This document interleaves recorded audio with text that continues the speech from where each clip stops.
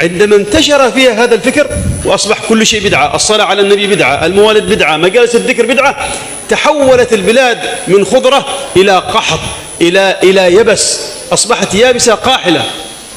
Saya ketika lewat di atas Indonesia, begitu mau landing di Pekanbaru, landing di Jakarta, tengok Indonesia ini subur, hijau, semuanya basah. Artinya basah ini bukan basah banjir, tapi hijau, menyenangkan.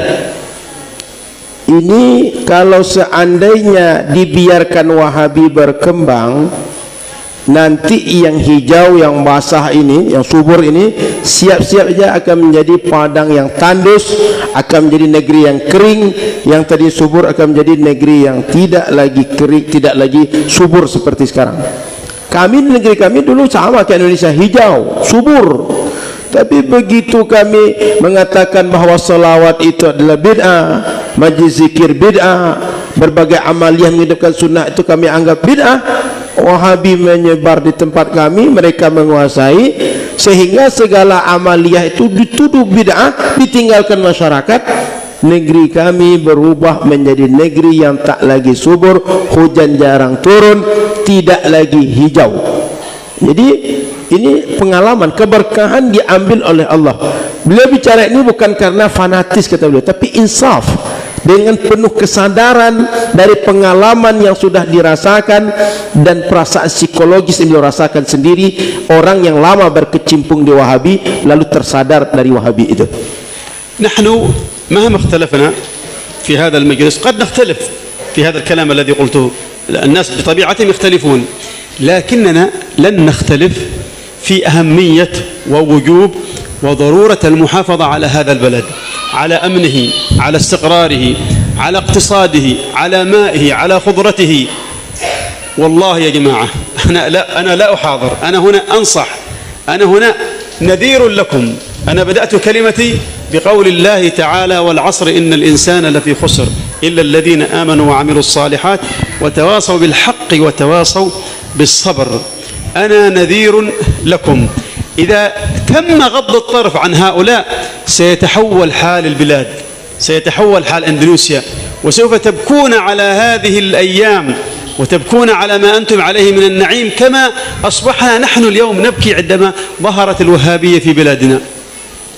Saya, kata beliau, sangat yakin kita dalam majlis ini mungkin saja akan beda pemahaman, akan beda apa yang kita tangkap dari yang disampaikan, tapi saya yakin kita sebenarnya sepakat menjaga keamanan negeri, kesuburan negeri, keutuhan negeri. Kata beliau pasti kita sepakat untuk itu. Maka oleh karena itu kita mesti sama-sama menjaga negeri kita sendiri.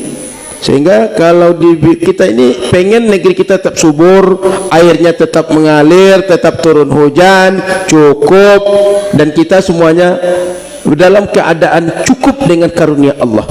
Tapi kalau seandainya pemikiran Wahabi ini dibiarkan, khawatir, saya mengingatkan dari sekarang akan terjadi seperti pengalaman yang sudah kami lalui. Sehingga hari-hari yang seperti sekarang ini, yang nikmat ini, yang hijau ini, yang senang ini, yang subur ini, yang kita sejuk merasakan di negeri ini, hanya akan menjadi tangisan yang dia hanya penuh penyesalan. Seperti kami dulu, negeri kami subur, hijau, senang kami di situ, nikmat rasanya dengan keadaan yang sejuk negeri kami. Sekarang sudah berubah. Kenapa? Sejak tersebarnya Wahabi. Jangan sampai terjadi negeri kita. Saya dari awal mengingatkan, saya bukan berlebih-lebihan, tapi saya sekedar mengingatkan. Makanya saya buka muhadarah tadi, ceramah tadi dengan wal asri, bahwa kita ini saling menasihati. Saya dalam posisi menasihati, bukan dalam posisi berlebih-lebihan untuk menakut-nakuti. Tapi jangan sampai terjadi pengalaman yang sudah berlaku dengan negeri kami, kata beliau. Bersalawat dan bersalam atas Rasul SAW baik, mulia. Bahkan Allah dan para malaikatnya bersalawat atas Rasul, ya kan? Innallaha wa malaikatahu yusalluna ya ayyuhalladzina amanu sallu alaihi wasallam. Bersalawat, bersalam atas Rasul baik, hal yang mulia, sebuah ibadah yang mulia dan diajarkan dan diperintahkan oleh Allah Subhanahu wa ta'ala. Tapi ditempatkanlah pada tempatnya, jangan asal naro. Sebagaimana seluruh ibadah, tempatkan pada tempatnya, kadarkan dengan kadarnya, jangan sampai keder. Bukan berarti hal-hal yang terlihat oleh dirimu bahwa hal itu baik, kemudian boleh kau tempatkan di manapun, enggak. Tempatkan pada tempatnya yang memang disyariatkan oleh syariat.